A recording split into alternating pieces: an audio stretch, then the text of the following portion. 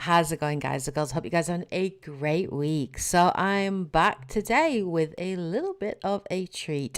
So I've been keeping this very quiet, but over the last sort of week or so, a really awesome YouTuber called Ploppy54 basically reached out to me and several other Mass Effect content creators in the community and asked us to collaborate on a video which was talking about what our wish list is, what our wants are for the next Mass Effect game. So I just want to say a big thank you so much to Ploppy54 for organizing all of this. It's really appreciated, and obviously, you know, credit goes to him for reaching out and putting all of this content together in this video, which you guys are going to see shortly. I will put a link into his channel in the description below, so you guys can check it out. He does some really awesome Mass Effect content. He's well worth following, he's well worth checking out. In this video as well, we also have Endymion and also MotherMantiss, two huge content creators in the Mass Effect community. Endymion is an awesome lore content creator. He's done some great videos on the Elden Ring series if you are interested in Elden Ring, as well as some great Mass Effect content. So go check out his channel and show him some love as well. And MotherMantiss is an awesome YouTuber that has done some great, really thought-provoking videos on Mass Effect, on the Legendary Edition, and also on the next Mass Effect game. So please do go check her out as well and show some love. Again, it's just a shout out and a thank you to Ploppy54 for organizing this, and I hope that we can collaborate more in the future for more Mass Effect content. I would love to be able to organize something with you all. So, you know, please do reach out to me if you're interested in creating some collaborative content on Mass Effect. Do reach out to me. I'm always game for interacting with other amazing content creators in the Mass Effect community. But without further ado, this is our wish list. These are the big things that we want in the next Mass Effect game. Please enjoy, guys, and share your thoughts in the comments section below once watching. But yeah, enjoy, guys. Welcome back, Commander. Last year, I made a video on my wish list for the next Mass Effect game. You can see it right here. Now I was going to make a updated version of that. Now, not a lot has changed since that first video that I did. So what I've done is reach out to 5 top Mass Effect creators. If I didn't have anything new to bring to the table, maybe they could give me some inspiration. So, emails sent, and it was just a waiting game. Now I'll be honest with you, my channel isn't as big as these creators, and I didn't actually expect a response.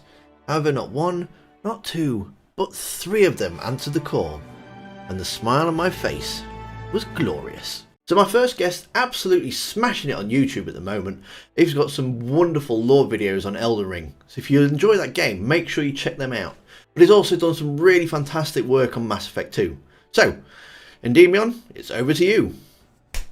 Hey, thanks for having me. For those who don't know me, I'm Endymion. I run a YouTube channel that covers mostly Mass Effect, Elden Ring, and The Witcher, as well as whatever else I feel like talking about, I guess. So what do I want in Mass Effect's next game? It's pretty simple for me. My first want would be new alien races and worlds to explore. I don't want to go back to any planet we've been to already for the most part. I just want to see new things. And in terms of aliens, I want a bunch of new ones. Andromeda didn't expand nearly enough in my opinion, so it'd be really cool to have new races as well as first real looks at obscure races we've only seen of in passing, like the bird-like race Ralloy, or the return of races we've only heard small lore pieces about, like the Inusanin.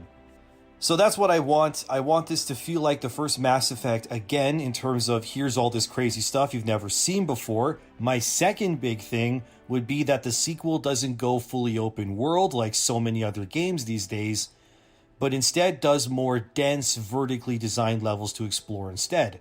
Basically, I want it to be less like, say, Andromeda's open world and more cyberpunky kinda design-wise. Lots to explore, but it's dense. There's not just big, empty nothing areas, and I want more linear levels since that's what the trilogy was all about in the first place. And finally, I want better human characters. I don't really think I need to explain this one. Anyway, thanks for having me, Ploppy, and take it away. Endymion, that was brilliant. Thank you so much. I really do like your list. And you've got some really good suggestions in there too. However, I actually do like going back to some old places. So, next up is actually one of my channel members. She is an absolutely fantastic streamer, and she's got some great Mass Effect content on there too. So, over to you, MotherMantiss. Hi, this is Diana. I'm also known as MotherMantiss, and here are a few things that I'd like to see in Mass Effect 4. Whatever the plot or threat ends up being in Mass Effect 4, I think they need to accomplish 3 things right off the bat. Number 1, they need to tie the game world Andromeda to the Mass Effect world of the Milky Way. Not a sequel, but there is no point in pretending that the Andromeda game doesn't exist, no matter what you thought of it. And I think it would be better to just tie the worlds together in a way that's plausible and helps them continue the story. Number 2, the threat has to be big enough. Mass Effect is a hero game, and you need a threat to be a hero. Number 3, if they have Shep return, and that's a big if, but if they have Shep return as a playable character or a main character in the next Mass Effect, they need to provide a reason why that hero's journey story is not finished. It has to be not a new story, but a continuance of the hero's journey. Otherwise, I think over time you diminish the character. I think there's one premise or theory that's been floating around for a while and has already been alluded to in the series that fulfills those 3 goals, and that is the dark energy theory. Dark energy, a force we barely comprehend and certainly have no real control over, is used throughout the Mass Effect world in manufacturing, technology, faster-than-light travel. Biotics have ESO nodules embedded in their bodies so that they can manipulate and create miniature Mass Effect fields. The Mass Effect reveal material showed a new Mass Effect relay, and in the new game, it can turn out that that relay connects the Milky Way to the Andromeda Galaxy. That would explain both Liara and Angara being in the same scene, and the scourge that's around the planets in Andromeda turns out to be a version of dark energy that's perhaps been manipulated by some massive malignant force. So what if, after the Reapers are destroyed, because I believe that they'll make the destroy ending canon, in a big twist, we find out that the Reapers were in fact fulfilling a far larger purpose than we had the capacity to perceive or comprehend. Do you think twice about destroying an ant colony if it's in the way of that deck you want to build? But to those ants, you are a massive and incomprehensive destructible force. So what if the proliferation of dark energy uses is actually speeding us towards some inevitable destruction or subjugation or something? We are faced with the awful knowledge that there are far bigger forces at play here, forces we didn't know about and really don't understand. We're forced to confront the idea that the Reapers, although a terrible and malignant force to us, were merely getting rid of ant colonies that were growing too big in pursuit of a greater purpose that was beyond our scope to perceive at the time. This also actually provides a reason for Shep to have survived the destroy option in the last game, because his story is not yet finished. There's more for that hero to do. But that's a premise I'd like to see, and a big twist that shows us that we are infinitely smaller in the universe than we like to think. And now we're faced with a problem that we must come together and solve if we are to survive as a species, as a group of species, as a universe. Oh, and I'd like to have the option to play as an alien race. Thanks, Ploppy, for the opportunity to talk about what I'd like to see in Mass Effect 4. So that's absolutely wonderful. There's some completely different points of view there as well. I really do like the idea of tying the 2 worlds together, or the 2 galaxies together, should we say, because they do exist, and people don't like Andromeda, but they can't just ignore it. They should have actually stuck with it, in my opinion, given us that DLC that we deserve. But yeah, absolutely. Tying those 2 worlds together, bringing that into the fold, maybe somewhere along the lines of between the end of Mass Effect 3 and the beginning of Andromeda, they found a quicker way to get there. So, you know, you've got that time span. But yeah, some absolutely fantastic points there, and I really love it. Thank you very much. Okay, and so my final guest is a Mass Effect streamer. She is absolutely fantastic at what she does. And I highly recommend you go and watch some of her live plays because they are brilliant, really engaging, really good to watch. What more to be said than take it away, N7 Kate.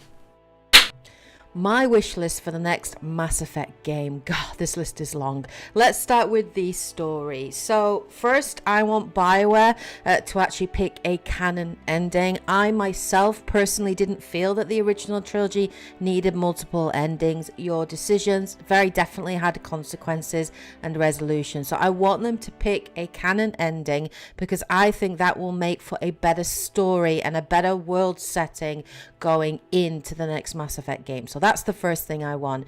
The second thing in terms of the story is I would like the continuation to be set after Mass Effect 3. I don't want a prequel, and I don't want it to be set thousands of years in the future. Yeah, okay, we may well have Liara, we may well have Rex or Grunt, because obviously they're quite long-lived species, but I would actually prefer it to be set in the not too distant future. So maybe 10, 20 years is okay.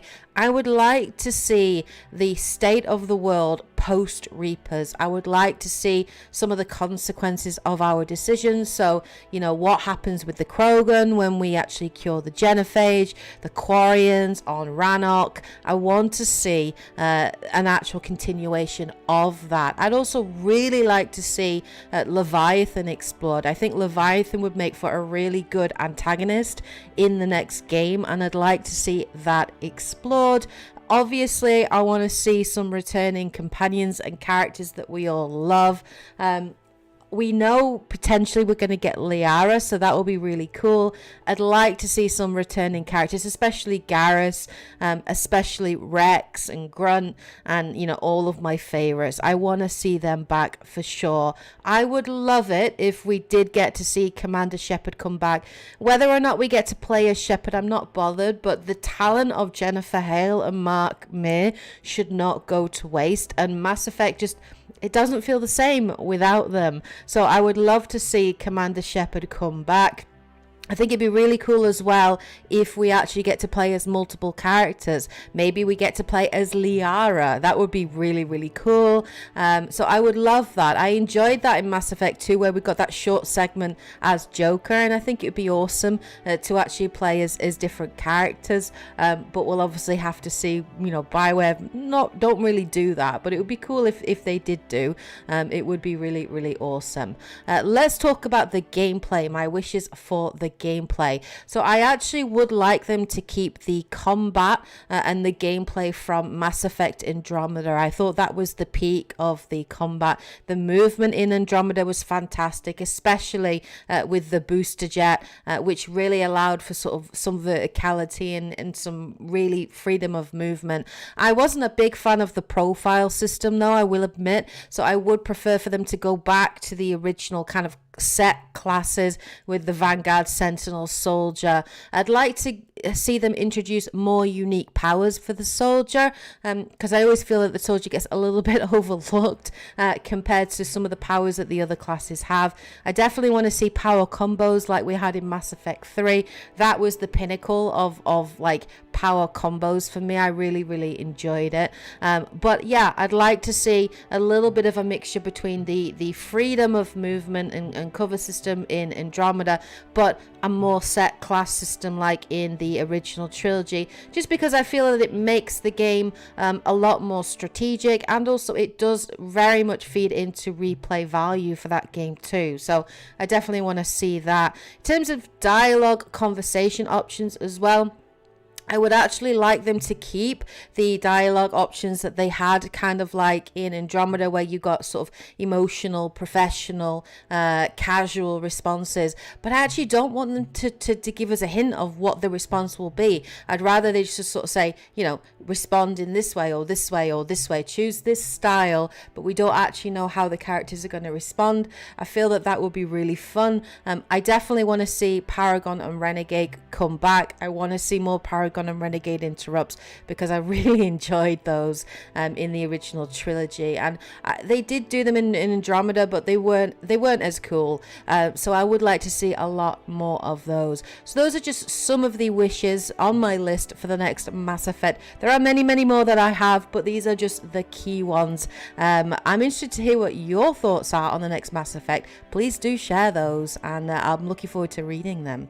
All right, well, take care everyone, and happy gaming. Big thank you there to N7K for the list. You've got some absolutely fantastic points too, and some different ones as well, which I really like. There's been a whole mix of different opinions on this video.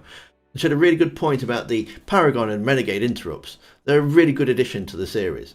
I'm not so sure about the time scale, 10 to 20 years after the end of Mass Effect 3. I'm not sure if that would be enough time to completely rebuild the relay network. But you never know, it might be a good opportunity to have a look at that interim period before things kind of return a bit to normal. But like N7K said, now we'd like to know what your thoughts are. Do you agree with the guests? Do you disagree with the guests? Let us know in the comments. Now, I just want to say a big thank you to all my guests for joining me today. There's Endymion, MotherMantiss, and N7K. There's a video on screen now from each of them, so make sure you go check them out. Thank you so much again, and thank you to Nerdy Dude, the supporters, and you for watching. And I'll see you next time. Commander.